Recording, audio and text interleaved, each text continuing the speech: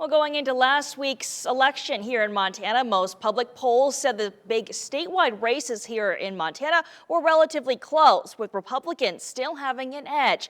But the final outcome had GOP candidates winning by decisive margins up and down the ticket. How did so many polls miss the mark here in Montana? MTN's chief political reporter Mike Dennison takes a closer look.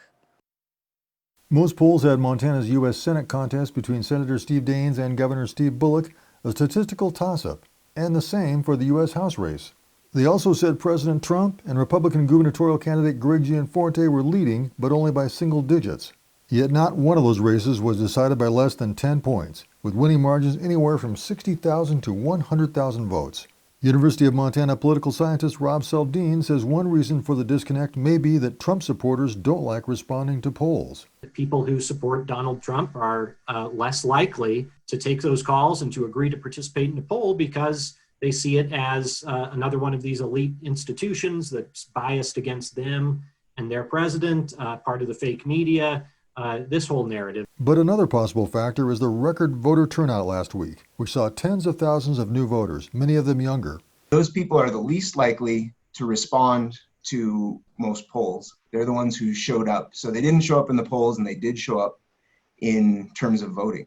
And it appears they favored Republicans. Some pollsters, however, didn't miss the spread. Emerson Polling from Boston polled Montanans in early October and had Daines winning by 9 points. He won by 10. And Gianforte and Trump each winning by 13 points. They won by 12 and 17, respectively. Emerson used only text messages to cell phones and says it felt it had a good, accurate sample of Montana voters. Republican pollster Eric Iverson of Missoula also told MTN News some polls didn't properly account for the partisan makeup of Montana voters, which is increasingly Republican. He says his polls for the Daines campaign figured Republicans outnumbered Democrats by anywhere from 11 to 14 points in Montana, and his polls never had Daines trailing Bullock.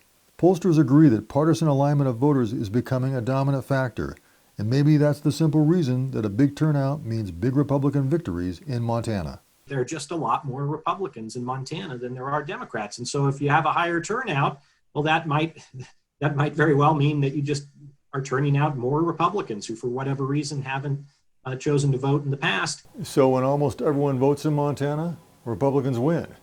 If that's true, Democrats may have a long road back to competitiveness in Montana politics. Reporting from Helena, Mike Dennison, MTN News. And last week's voter turnout was 81% and had more than 94,000 voters than the previous record high.